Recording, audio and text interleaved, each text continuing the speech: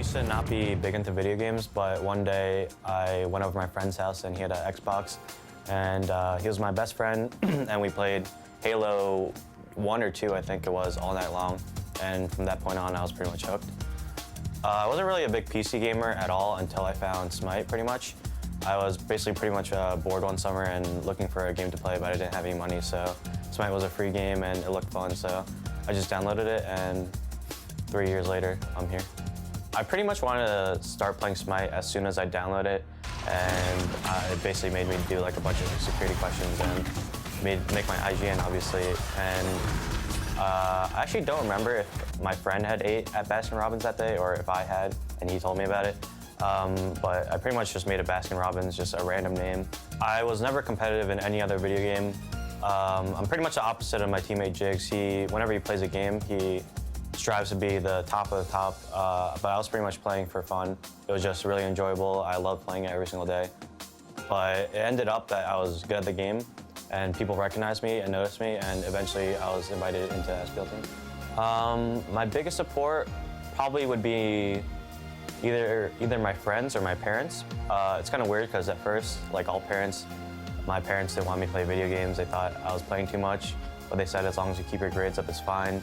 So I pretty much kept on playing, and once I started making money from it, they finally recognized and did some research in esports and said, wow, this is like a actual thing. It's not just me playing a video game, you know, for like 5 hours a day.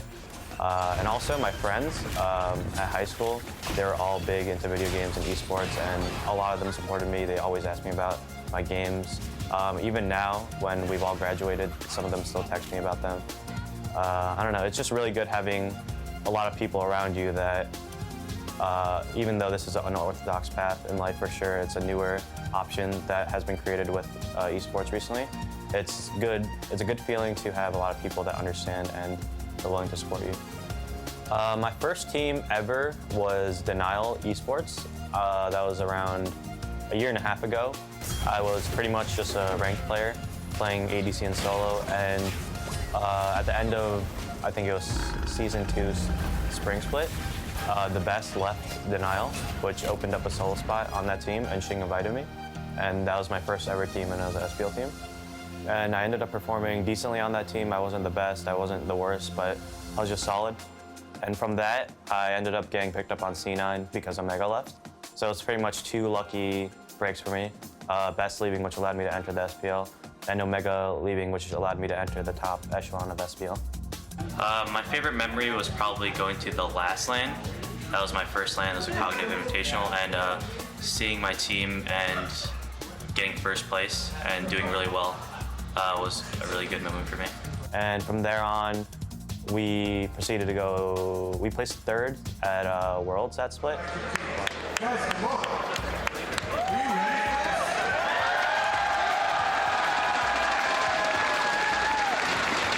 But there was some, after Worlds, Andy kind of wanted to split up the team because he's been teaming with them for probably 2+ years at that time. And I went with Andy, then eventually ended up leaving the team to join my own team. I think Baskin's pretty good. He's like probably top 3 solo laner. He just has good mechanics and solid and good looking. Well, first of all, I don't think anyone can be the best player in the world. I think like roles are too different. Like you can't really like compare a solo laner and like a ADC, for example, right? Although it's flattering, like I don't think so. I think you can compare within roles, but I don't think I'm the best player in the world. I don't think anyone really sees themselves when they're just like a ranked player going to Worlds. I was never really, I don't know, I never really had the ambition to be the best, but it kind of just worked out that way.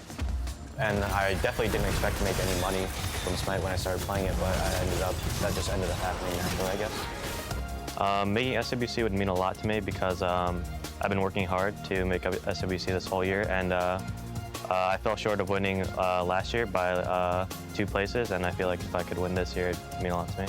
I think we're definitely the most individually talented roster in terms of mechanics and just individual play. And I think if we could up our team game more, we like are clear-cut winners for SWC.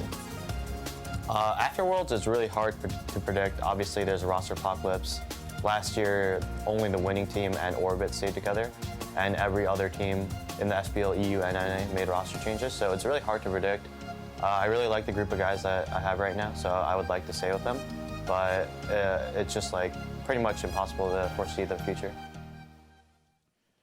And there he is, Baskin, the man himself, as we get ready for this next matchup. It's going to be Obey versus Soar, and it should be one heck of a doozy of a matchup. Now, guys, Taco, you stuck with me. Thank you so much for putting up with me throughout the day. But we are joined by the one and only Incon.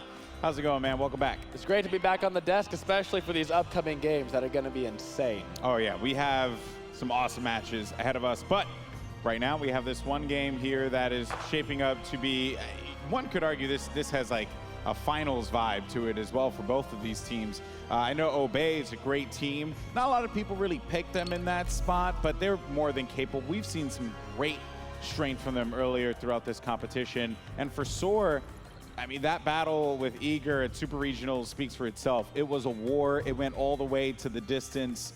And while they're here now, this is a squad you just cannot close out on. Yeah, I'm more than excited, especially to see these player matchups in particular. For instance, Baskin against Variety, I think will be a very interesting matchup, considering that I feel as though they are two pretty different play styles. They tend to have very different god pools.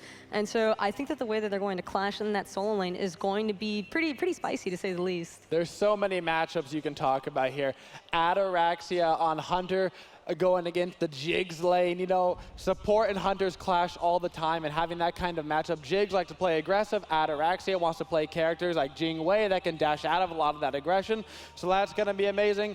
One thing to talk about in this matchup is we have Soar, who's had kind of a shaky start to this world compared to Obey. Soar having that weird matchup with INTZ where they kind of fell behind a little bit early, losing to LG earlier when a lot of people thought they were going to beat them. And Obey, on the other hand, has just blasted through the first two matches, just not even close, absolutely demolishing them. So there's a bit of a momentum right now going on the side of Obey. I mean, you know, keep in mind though, right, for Obey, there's a lot of criticism about, you mentioned him before, Ataraxia.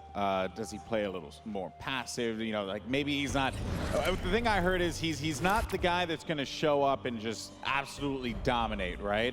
While at the same time, though, he plays consistent for his team, and that gives them the victories in the Hunter role. One guy in particular also I want to highlight is a guy right in the middle with the fantastic hair, PrettyPriMe. I mean, this guy, he is a very well-known player. He's been here before on this stage. He knows what it takes. Yeah, Prime is definitely an experienced and seasoned player. He knows what he's doing in that mid lane. He feels very comfortable with a lot of top meta picks, and I think that it'll definitely be a tough opposition for Metyankey, being so new again to the mid lane role. Even though he's a strong player, going against Prime can be pretty spooky.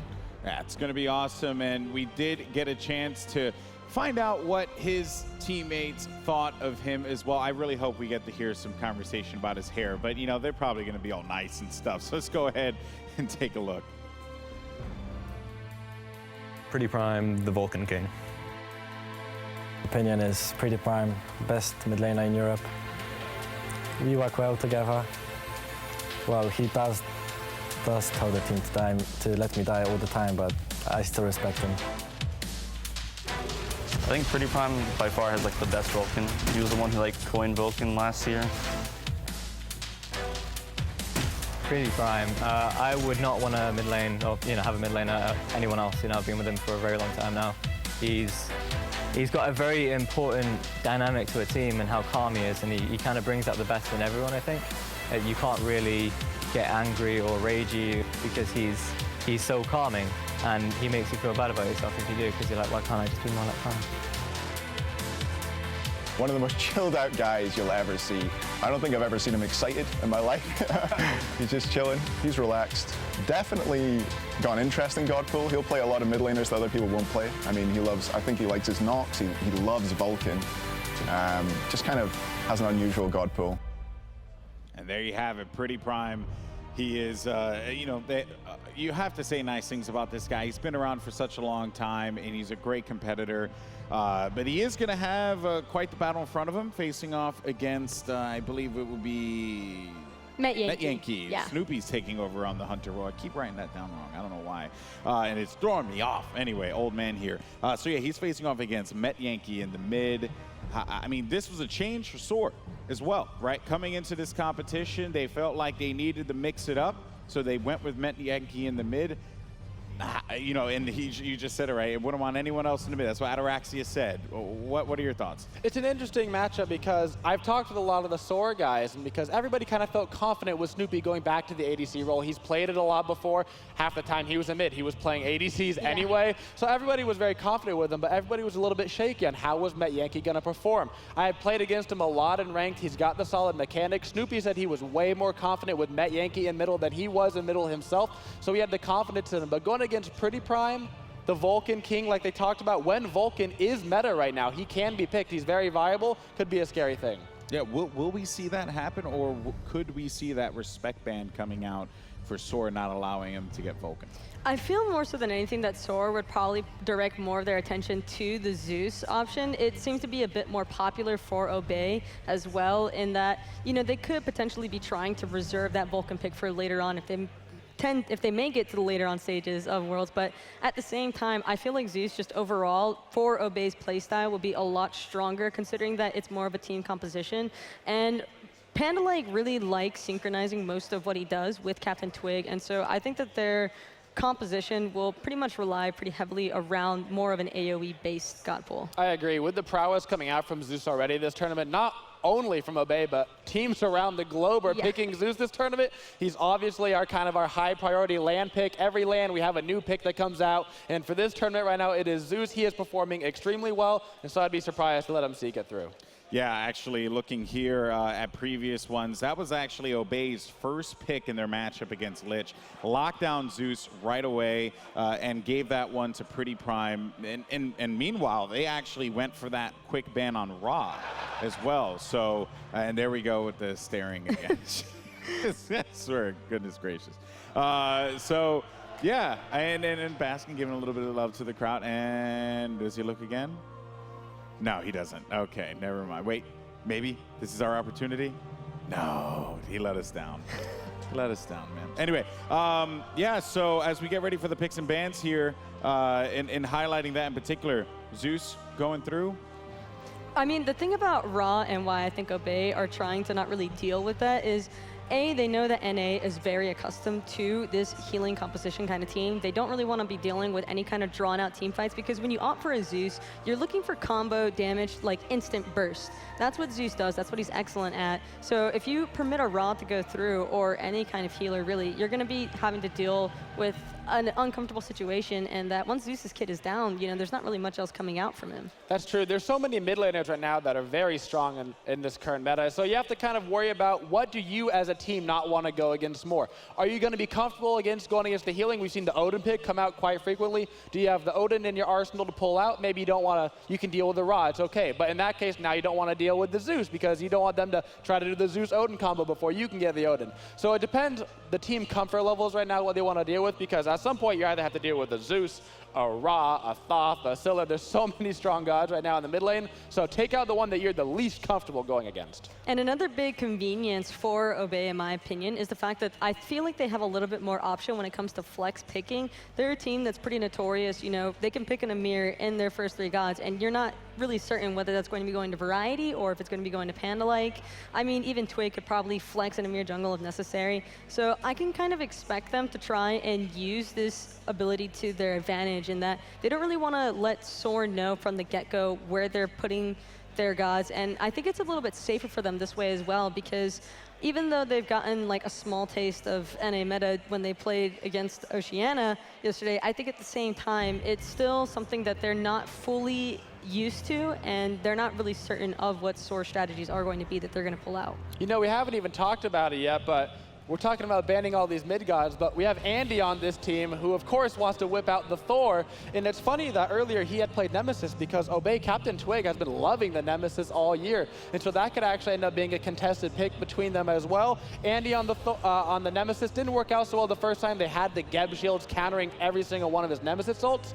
But both of those teams have in the past and currently love the Nemesis, so that could be coming out. Yeah, a lot of, see, you talk about the mid and how impactful PrettyPriMe could be, And then as soon as you think about that, you're like, well, damn, we got to worry about, you know, Andinster in the jungle if you're Obey. But then what about on the Hunter side, though, right? Because we've seen Xingwei play quite a role here in this matchup. In fact, it's just, what's with the death stares, man? Like, you know, these Snoopy's guys, a very They do serious not man. like you. they need some love in there. Well, I mean, you know, I don't blame them. They need some love in their life. So in the Hunter role, though, we have seen Ataraxia get that Xingwei. Do you think we see Xingwei go through this time around? Because there's a lot of other bans you have to prioritize as well, right? You have to prioritize Terra. If that is something that, you know, you want to let get through, then how do you deal with that? The Xingwei has been a factor. How do you deal with that if you want to let that get through? What do you think, Taka? Personally, I don't think that it would be a good idea for Soar to go ahead and allow Ataraxia such a good comfort pick. Xingwei is something that he's shown he's more than capable of playing. He's very knowledgeable in how much he can get away with as well, rotationally. And I think that it would just be a bit of a detriment to Soar if they were to allow that to go through. And at the same time, I'm not sure that Snoopy really wants to pick it for himself, because I think for Snoopy, he's better off going more for like the mage ADC kind of picks, something like a Kronos or a Soul, or even his ROM. He's really notorious for that ROM, and I think that it's a really safe pick as well for him. I agree. Ataraxia has been the most outspoken pro Xingwei way before she became meta. He was talking about how strong she was before she got the little bit of buffs that kind of brought her really into the limelight as a front-runner ADC, and he has shown over and over again, if you give him the Xingwei, that is his #1 carry potential god. And oftentimes teams, for the first game, they're like, how bad can it be? And they let it through, and then they find out how bad it could be. Hopefully Soar doesn't want to tempt fate on this one, and they simply ban it out, or even early pick it. Snoopy not known for the Xingwei, but at this point, every hunter has Xingwei in their pocket. I guess that's a very fair point to make as well. I mean, every hunter does have Xingwei in the pocket pick selection. Yeah, we saw Barracuda on Xingwei, Yeah. Shred. We saw Zatman on Xingwei, Shred. Again, you start off the game with 2 bans, you know, each. What do you go for, right? Do you worry about PrettyPriMe in the mid? Do you worry about the Xingwei? Do you worry about the Terra? Do you worry about, you know, or even let's even go to solo as well and talk about variety, because I don't know if you guys remember, but him on tier, that was disgusting. That was like, I had to take a shower after that one. That's how filthy it was. So, like, I don't know, what do you even do here? There's so many weapons. This is, like, at some point, you kind of just got to cave and just be like, screw it, we got to deal with it. I would expect more so than anything, probably at least a tier or an Amir ban, even considering how much that they like to flex that Amir on the side of Obey. So I think definitely Soar are going to opt to take away more of Variety's comfort picks, considering that he's had such strong showings in the solo lane whenever he gets the tier or Amir.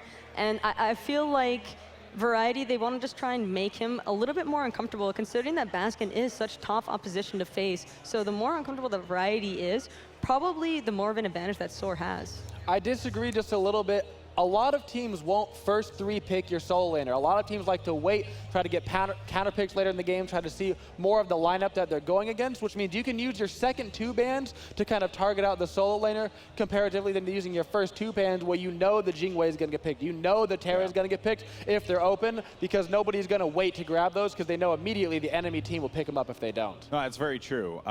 So you wait a little bit, or you use those on your first picks, right? Which, of course, Baskin, this guy, he's incredible. He believes he is not the best in the world, which the best in the world usually never believes they're the best in the world unless they're CM Punk. So that is basically where we're left at there.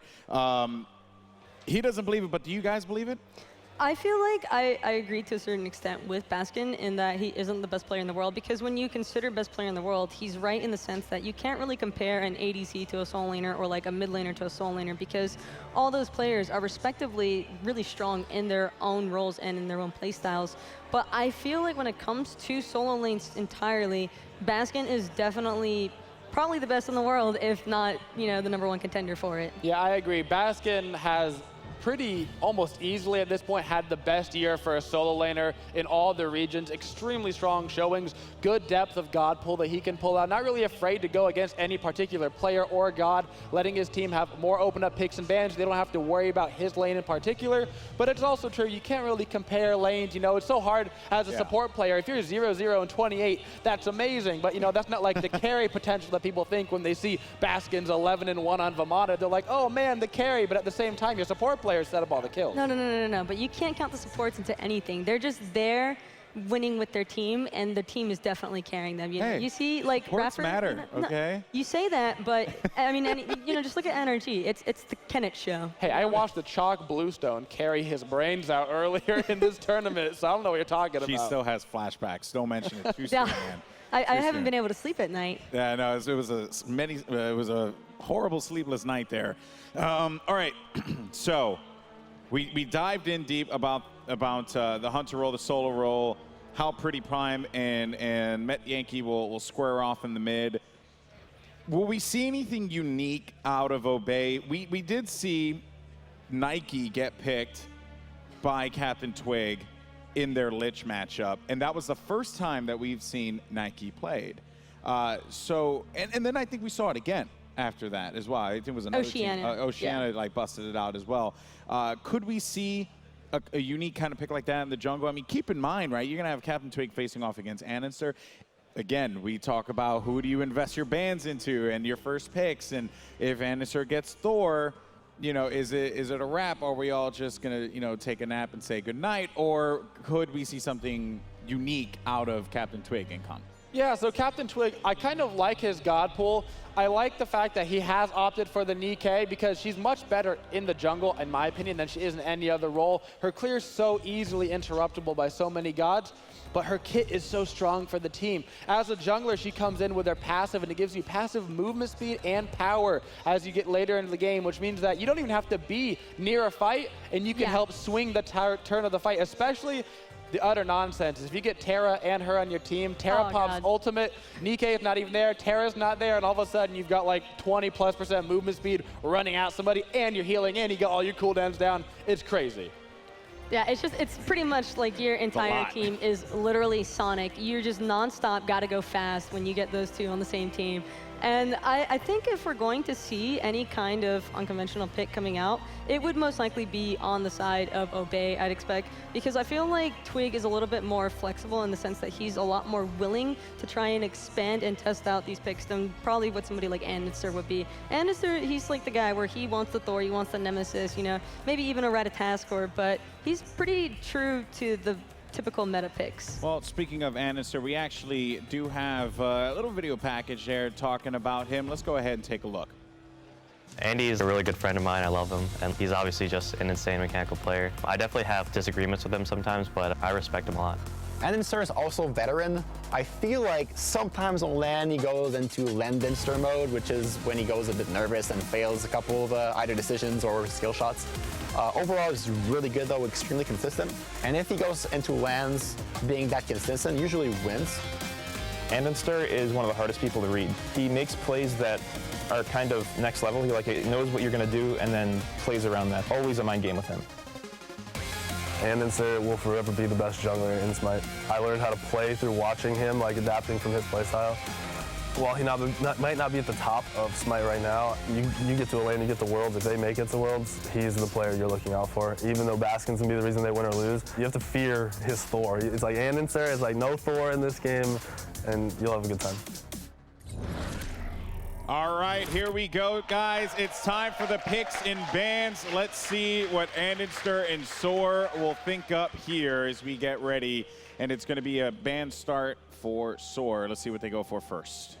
I mean, I could kind of expect on the side that, yep, right away, they're going to go ahead, take away the Zeus. It has been way too important for Obey and just a lot of teams in general. And, you know, if you're not really looking to fight into these heavy wombo combo burst compositions, you definitely want to go ahead and take away that Zeus. Especially as the first pick, it's a great ban because they don't have to get rid of things like the Terra, which we see Obey ban out. They will have the option to grab it first, and so they have the free option to get rid of 2 other gods they don't want to deal with, like the Zeus that we've seen all tournament. They may not want to first pick it themselves. We've seen Obey perfectly fine with first picking Zeus. And you can see Soar going ahead and taking away the Jingwei, so they're just trying to eliminate 2 pretty important comfort picks on the side of Obey, as well as just 2 guys that they really don't want to deal with. I mean, Jingwei, everybody knows her passive is really strong, and I really like how Obey are opting to just go ahead and take away the healer support composition options from Soar.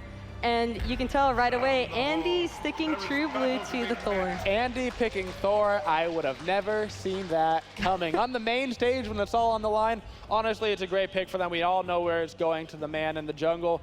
I mean, it's his most consistent god. It always has been. He's one of the best Thors, if not the best with adapting in the world at this god.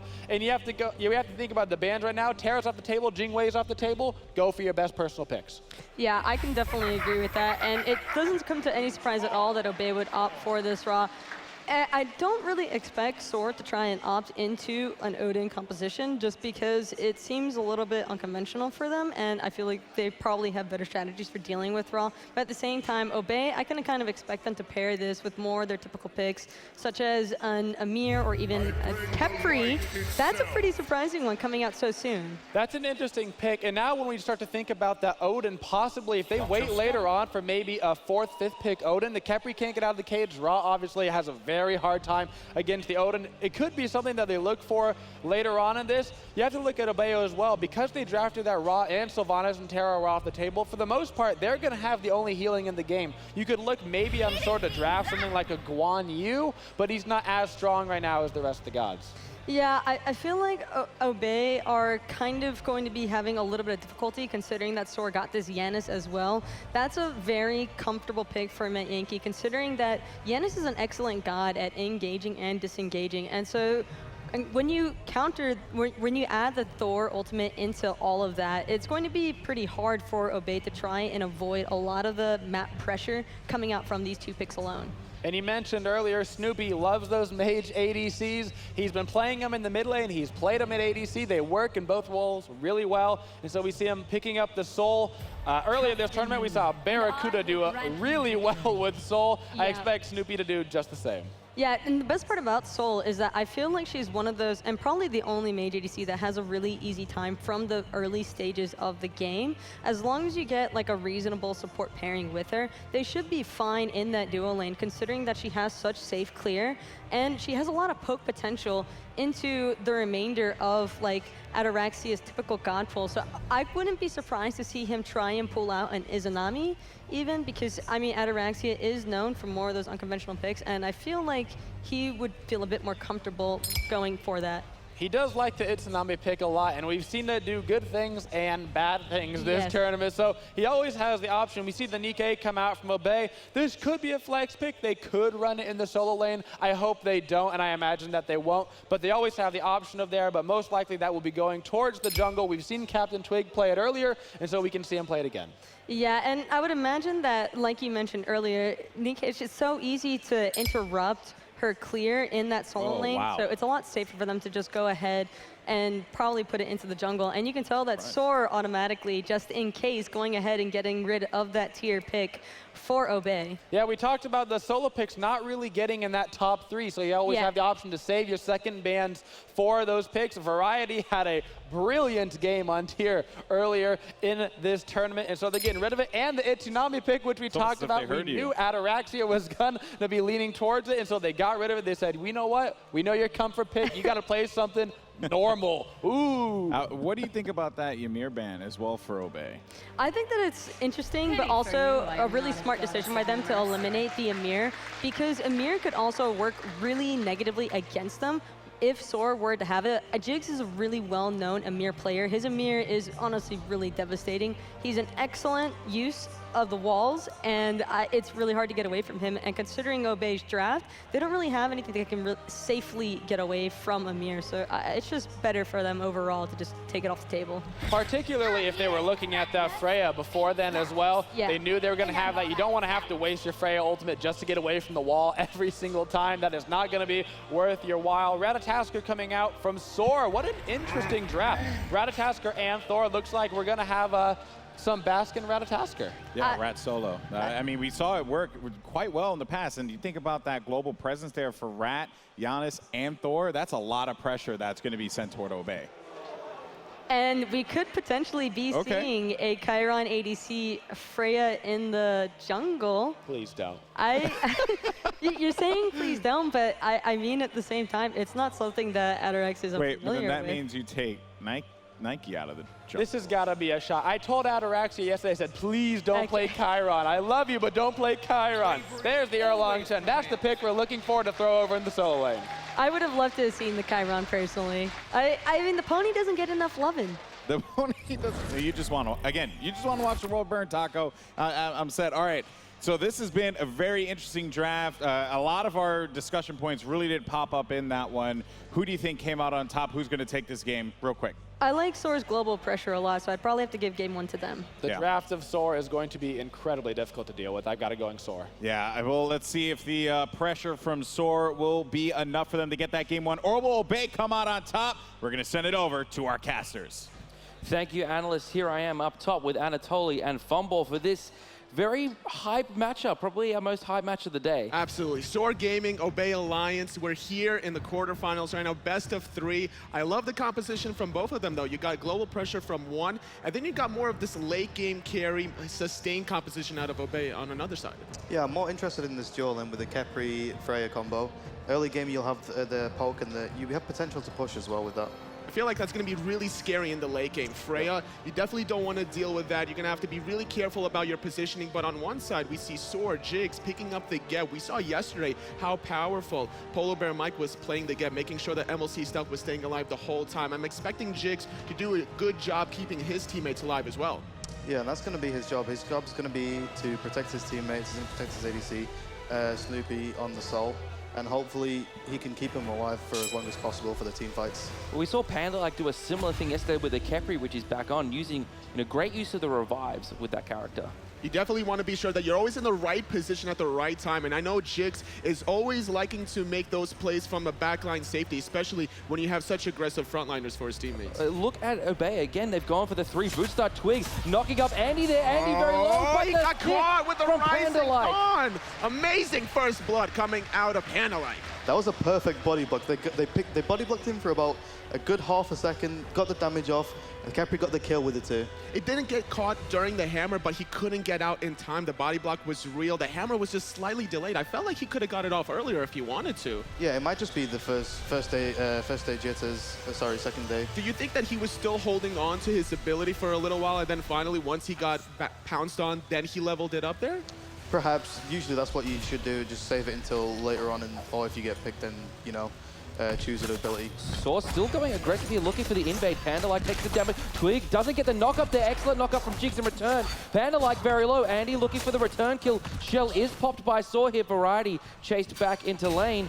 Good route there onto Jigz, but Soar again going aggressively for the speed buff. I like the idea because they did have the Wrath on Baskin, but he did use it offensively, so now they won't have it to confirm the speed buff, but they're not done yet. They want to get Variety out of the equation, but a beautiful triple knockup by CaptainTwig gonna save Variety's life there. And he's saving his own speed buff as well. Look at him, he's just chasing down Jigz, forcing him away from the blue and the speed buff, saving all of his jungle farm and saving his solo lane. And yet again, 3v3 on the right-hand side, so that means left side in the Hunter position, it's just going to be a 1v1. This is not something that we're used to seeing before Worlds. Look at Snoopy. He's level 3 before a minute. That's Soul, basically, with 100% heat. You have so much more attack speed, so much more damage. It's very difficult to keep up, especially if you're Freya. Yeah, in early game, Freya doesn't have the best push at all, especially against the Soul. Soul will have the Stellar Burst ready, ready on cooldown. As a Hunter player, tell me why you would go for these cooldown boots on Freya rather than a starter item. So this is Ataraxia's style. He always finishes boots with his Shoes of Focus, or he goes Ninja Tabby if he's playing a physical character. Personally, I think it's a pretty interesting idea. He gets the full movement speed for the early game. going to have a little bit more mana as well. A little bit of a trade-off, though, in the solo lane. We see so much action on the right-hand side as the rest of the team is trying to figure out the correct jungle pathing. Finally, we see Khepri. We see PANDALIKE on the left-hand side finally regrouping with Ataraxia, recognizing that he's going to struggle a little bit in the 1v1, so you have to assist the Freya, allowing her to get to the mid to late game safely. I think Khepri as well, you know, a lot of push in that lane to help the Freya out, but you know, other than that, what are the kind of things that Khepri brings to the table? So Khepri will bring sustain, and he'll also bring out an ultimate which, you know, revives people. They don't have an execute on the side of Soar, which is perfect for the Freya. The Freya wants to stay alive, bring out as much damage as possible, while Nike should be in the back line, stopping anything and, you know, just keeping people busy. It's going to be very difficult for both Baskin and Andinster to dive anyone in the backline whenever PANDALIKE does have his ultimate for that very important clutch revive. So he's going to want to try to stay back there, get off the Rising Dawns whenever he can, mitigate any sort of damage potential coming out of Soar. And I'm really curious to see how, after level 5, it's going to transition with this double, actually triple global ultimate combos coming out of Soar. I'm interested to see if Jigz is going to be able to keep up and farm with PANDALIKE given their starting item builds. We see on one side the Talari boots and the Watcher's Gift for PANDALIKE, whereas left-hand side for Geb, though, still level 3, struggling a little bit with experience because he hasn't finished off his boots yet with Mark of the Vanguard instead. So going to be a little bit more resilient. Yeah, and this Nike with the Talari boots, he's just looking to farm for now. And from the new Goddess, the passive is really great for team fights as well, mid and late game. Right now, they just want to get as many minions and get the first passive up online. So I don't know if you saw it there, but Variety tried to get into his ultimate, but Baskin perfectly timed his hog to stop the taunt in. Yeah, and that's one thing about Erlang Shen, is that you can cancel the ultimate even though you hear the sound cue. And sometimes, for example, that play, that's what he needed. Otherwise, he probably would have took way too much damage. That was a great defensive play with the Wrath, but I feel like that's going to hurt him the later this game goes, not having that teleport. He's not really utilizing this Wrath to his early advantage, but we see the poke coming out of Variety. The ultimate was used, so he's a little bit healthier. And now Baskin, without this teleport, he's going to miss out on a lot of golden experience. Right, but he has his ultimate, which is what he needs for team fights late game.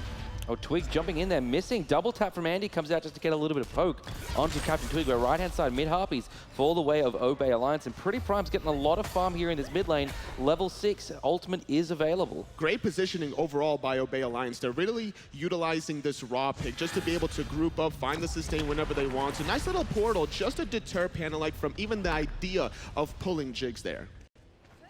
Left-hand side mid-camp's gonna fall the way of Obey Alliance again. They're starting to get a little bit of a lead here, over 1,000 gold already. And they're looking towards the Gold Fury. Ataraxia is still in lane here, so Sour's has no idea.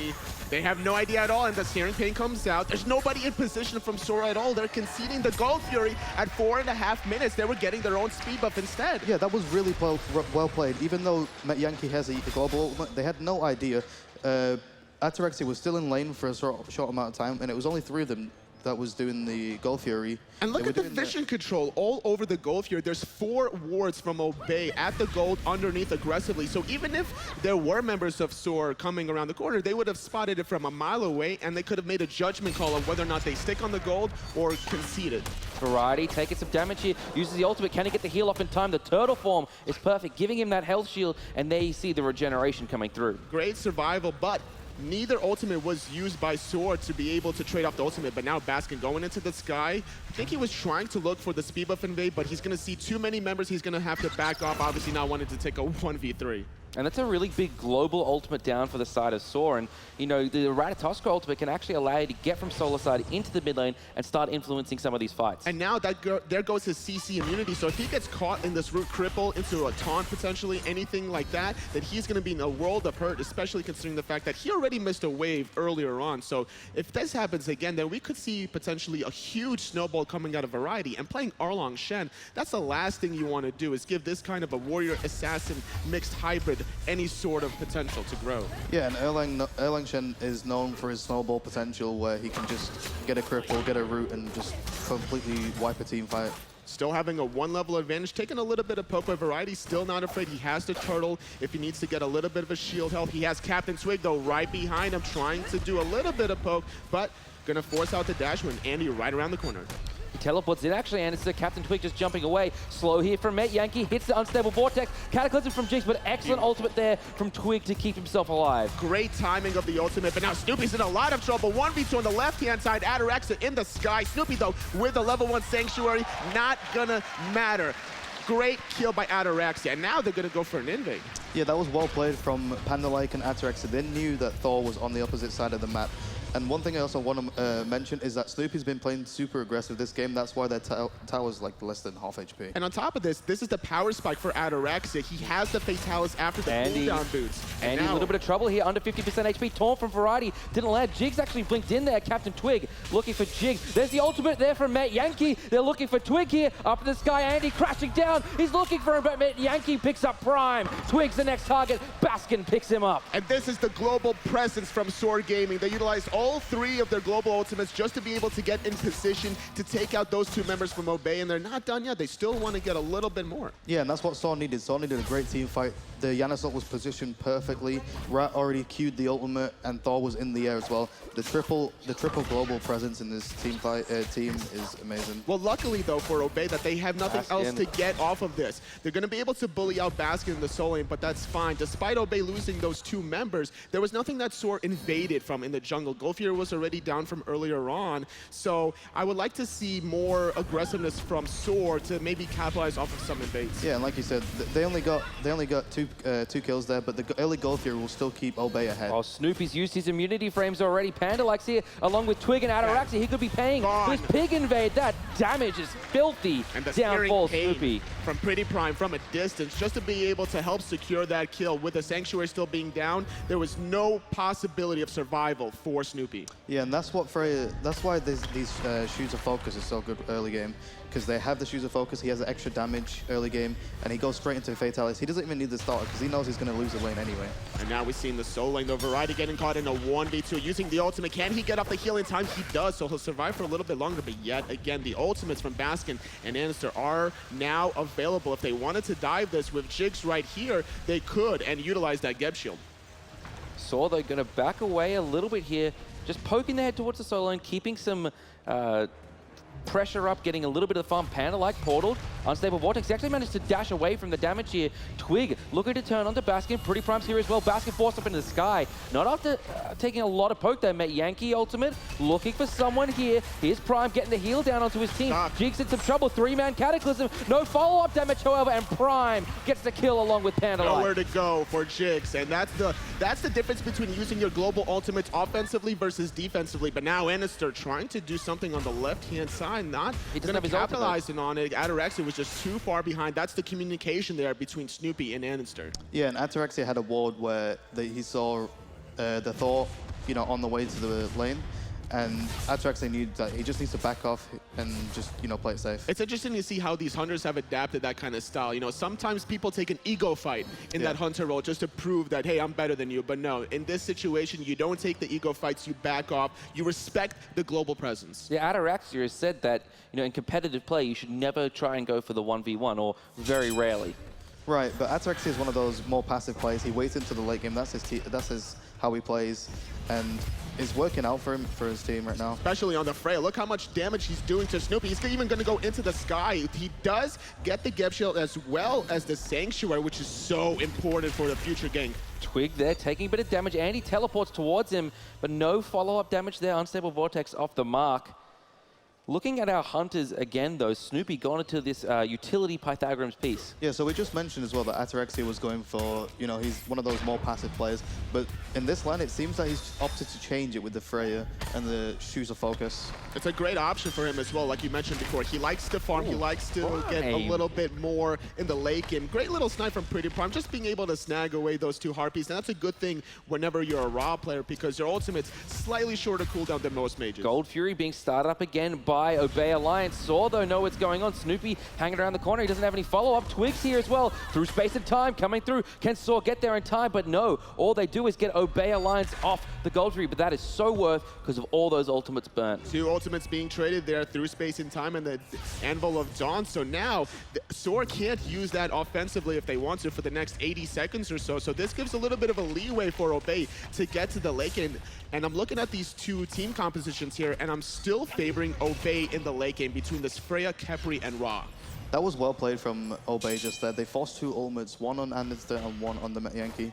And all they want is just to force those and look for another Gold Fury early game. When I'm looking at Andinster here, I'm always thinking about his momentum, that he always wants to look for the plays, but I'm seeing only one time so far this game that he's been able to make any plays. What do you think that Andinster needs to do with his team now to start getting off to a little bit more of a role here? He needs to help Snoopy in the dual lane. Snoopy's been getting caught out and poked, and his Aegis has been forced multiple times. I think he needs to stay on that left side of the jungle and stop giving them that free Gold Fury, aggression and potential to steal it and, Baskin, solo lane. We haven't really talked about him much this game. Ratatoskr not really having the impact that I think Soar would like him to. And yet again, though, Obey Alliance starting up the Gold Fury. Soar no one around except for Jigz. Down comes the damage. Jigz, no real steal potential here. Wrath going to pick up the second gold harpy of the game for Obey. Extending their goalie to beyond 4,000 gold, and now Obey is just going to be able to start snowballing this. We can easily see them start grouping up and utilizing PrettyPrime's heal. And Andinster wasn't even in the left jungle. He was just on the side of the mid camps, and he just wasn't in the, nowhere possible to contest that. If you're not in position for the Gold Fury, at least get something else in return. Look for invades, look for a tier 1 tower, get anything, get 500 gold at least in return. Force that left side tower that's just so low. Get Ataraxia off the map. But at this point, the longer they wait, the scarier it's going to get, because Ataraxia is already level 15 with 3 items completed. And Fed Freya she can carry the game on her own. Absolutely, and it's going to be very scary if you're on the side of Soar, because how do you deal with a late game Freya that's going to be protected by the Ra heal, by the Khepri revive? Rising Dawn is going to mitigate all your damage, and then you have to get through Erlang, Shen, and Nike, who's going to try to be that frontline barrier. Well, this Freya's already online. She already has a Shoes of Focus. She has the cooldown for the extra ultimate times. She has the Fatality. She has a Demonic Grip. She's online. She's ready to go. She also has 2 kills as well. We're seeing variety here go for the Witchblade against this Soul lineup. Talk to me a little bit about that item, what it brings to the table, as opposed to something like a Runic Shield. So I think that it's all about the physical defense here. They're trying to mitigate some potential here, but Andinster, they're not able to get off to the skies in time. Great pickoff by Obey, utilizing the snipe and CaptainTwig in position to secure that one. Yeah, that was well played from Obey. I feel like they've really, done their prep, they've done their homework, and figured out how they can take advantage of Andinster right now. It's like he's on Season 1 Lannister right This is not the same Sword that we're used to. They're not playing together. Snoopy, though, forced into both of his relics now, though. He could still potentially get dove on a tier 2, but Obey going to peel it back. They don't have to worry about Snoopy now for a little bit. If they wanted to start grouping up, they can knock down this tier 1 tower on the left-hand side. It's giving them free push here. We see Prime already rotating over towards that left-hand side. Twig even forcing Metyankey away from a possible rotation with the sustained Prime Briggs. This should be a free tier 1 tower on the left-hand side, and it is going to be indeed that tower going the way of Obey Alliance. Is this the time for Obey to never leave each other's side? They're just going to start grouping up, utilizing this Ra? Yeah, definitely. Like I said, Freya's already online. Kepri's ahead.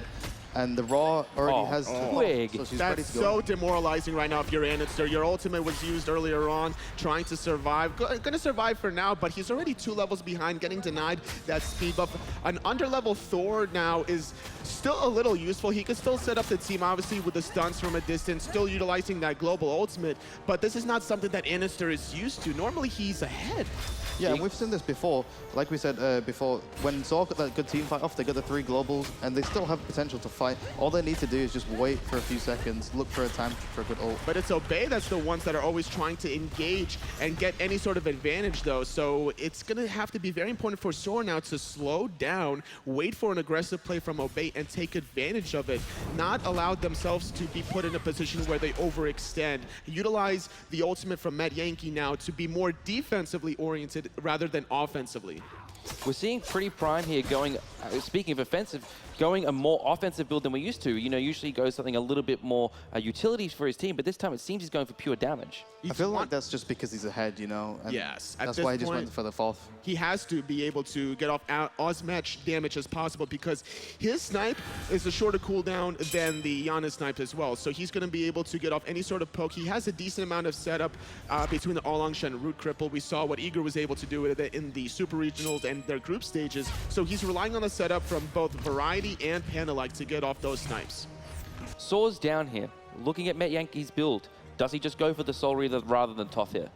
I feel like he should just go for the Thoth. It's still 16 minutes in the game. He's going to get extra damage, extra mana, and the Soul Reaver.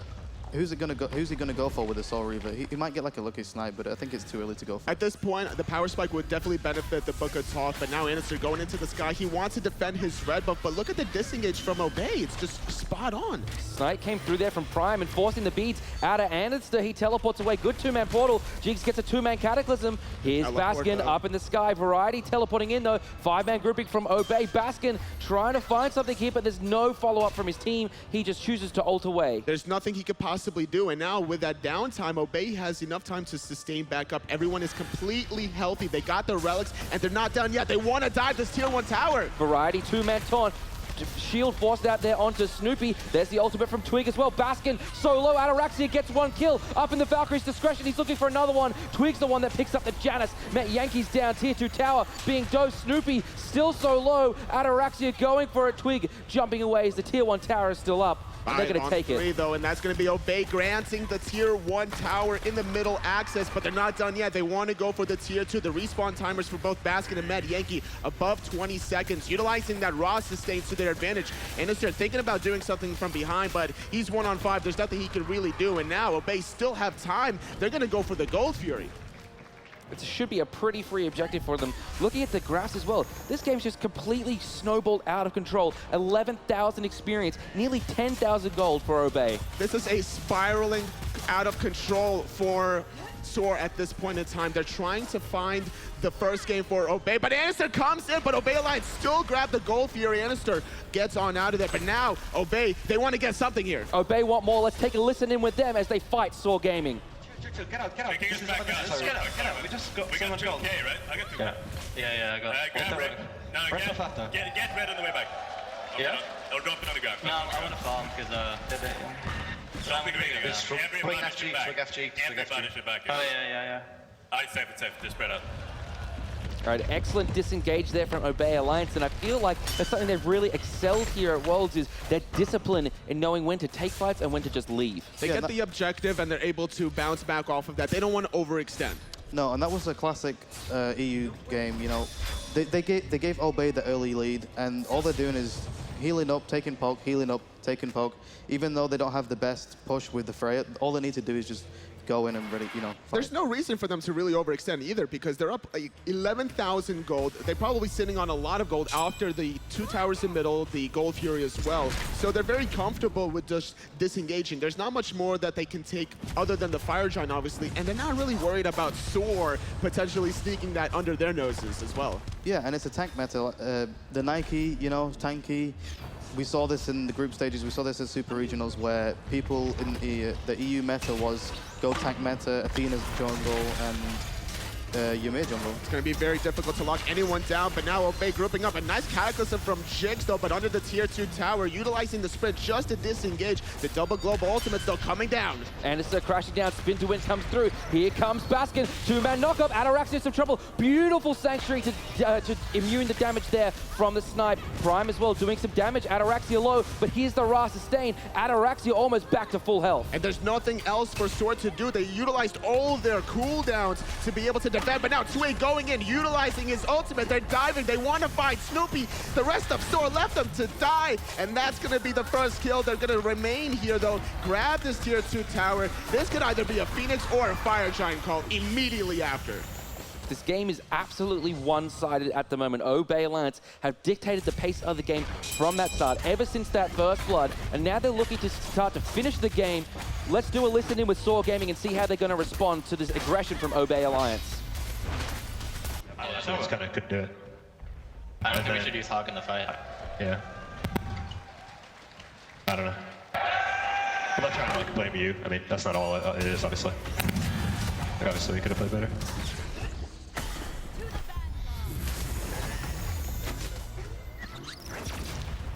A very demoralized Soar Gaming there. You can hear they're already turning their attention basically to this next game and realizing that this one's pretty out of hand. At this point with a Fire Giant for Obey, they have a 14,000 gold lead. There's no stopping them from closing out this one. You have to just be worried about game 2. Yeah, and this tank meta is, if it's ahead, it's really hard to come back, especially with the healing and a Freya and a Khepri, and Khepri's just going to revive the Freya. So if you're Soar here, what do you want to do for picks and bans in game number 2?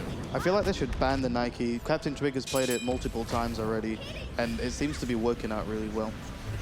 PandaLike just casually staring down the rest of the members from Soar. Yeah, he usually likes to clap a lot in front of the player's face, you know, get a little bit inside their heads. Do you think that's actually affecting Soar at all here? I think it definitely is, and this is one of those people who, you know, they take more attention into that. We actually saw it affect him there. He used his Thor roll. Prime gets a snipe onto Snoopy. Middle Phoenix being chunked down now. Rock heals coming through. Yet again, just so much sustain for Obey Alliance as they take the middle Firebird. They're going to be able to knock down the second Phoenix of the game, but look how careful and patient they are. They don't want to go for the Titan quite yet, despite picking off Snoopy. They want to make the Titan as vulnerable as possible. They've got so much gold in hand. Do you think after they take this tower, they're just going to back by and then look for the end? Yeah, they should go back at this point.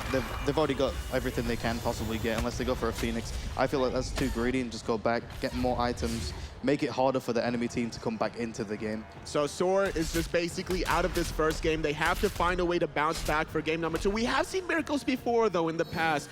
In the launch tournament, Snipe against Cognitive Prime, as well as Cloud9 in the EU regionals back in the day. Yeah, we've also done that against NRG, and it was really hard to do, but I feel like Soar need more items before they can actually, you know, have a chance to go in, unless they get a triple global ultimate onto the Khepri and the Freya. It's going to have to be a miracle here for Soar to bounce back, but for game number 2, I'm expecting a lot more adaptations. I'm really not expecting this global ultimate from Baskin playing the Ratatoskr. I just didn't see the impact from it this game. You know, we've seen him play more Warriors in the past. Do you think more frontline would have helped this Soar lineup?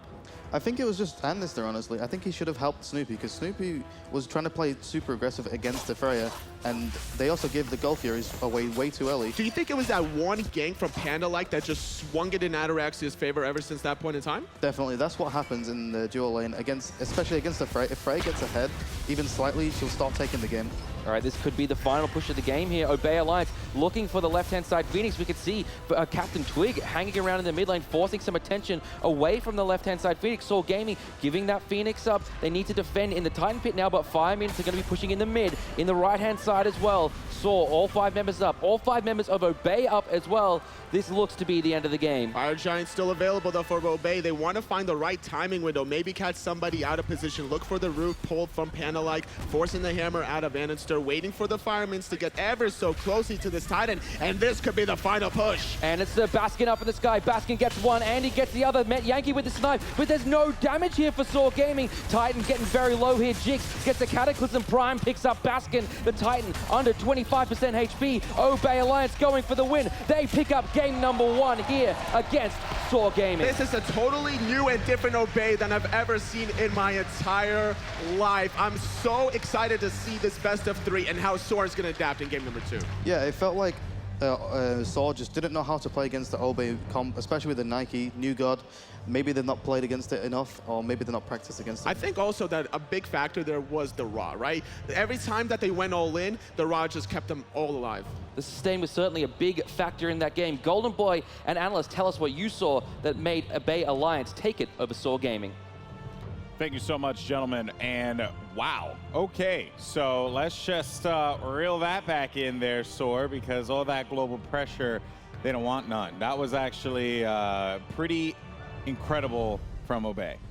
Yeah, I think a big reason why that game went so south for Soar was actually just because, like we were talking about, they let a healing composition get an early lead, and once you let a healing comp get the early lead, all they do is just group up and siege, and that's pretty much what Obey stuck to. They just grouped, they sieged everything, they kept expanding that lead, and it made it really difficult and basically impossible for Soar to try and come back in the slightest, because global pressure doesn't mean anything when you're 10k goal behind. Yeah, when they had so much tower pressure. like you talked about, when you go and you have the healing from the Ra, they had taken off the healing from Terra and Sylvanas off the table, so they had the exclusive healing on the board. And anytime they had a fight, all they had to do was poke a little bit, get everybody down, reset, heal. Poke everybody, get them down, heal, which meant they couldn't defend their towers. So many objectives went the way of Obey. I mean, the Gold Furies were falling left and right, and it gave them such a big advantage in the early game. They didn't utilize any of their global ults to try to stop these Gold Furies either. You know, we mentioned about the prominence of Zeus and how strong this god is. Gets banned out first. Bye-bye, Zeus. Not going to deal with you today. Then in comes Ra, who has really just risen through the ranks of gods that have just become priority almost for a lot of these players. And it really is because of the healing, you know, potential and just what Ra brings to the table as well. I mean, that ult is, we saw some crazy snipes with the ult yesterday as well. So if you are Soar getting ready for this next game here, now you have to worry again about something else in the mid. And of course, that is courtesy of some incredible play from PrettyPriMe. Yeah, I mean, PrettyPriMe was definitely going off on the Ra. He's a very sound mechanical player, so giving him a god like Ra, I think, I just don't really expect Soar were fully prepared for him to be so versatile in the sense that he wasn't just playing Ra in the standard sense of like, I'm just going to heal my entire team the whole time. PrettyPriMe is one of those players where he likes to play aggro, he likes to be aggressive, and he was executing the Ra perfectly, in my opinion. He was landing his one, he was landing his ults, and I think when you add it all together, it just became too much for Soar to handle. It wasn't even particularly a good comp for Ra to go against. Yeah. With the Thor being able to wall off Ra, you get yourself in so many bad situations. They needed Ratatoskr just to rotate over to the fire creeps when they spawn, grab the creeps. He can ulti when Andy ultis on Thor and you get double ulted in the mid lane. Ra can't do anything about that. He's gonna die every time, but we weren't seeing these combinations coming off with the global ults.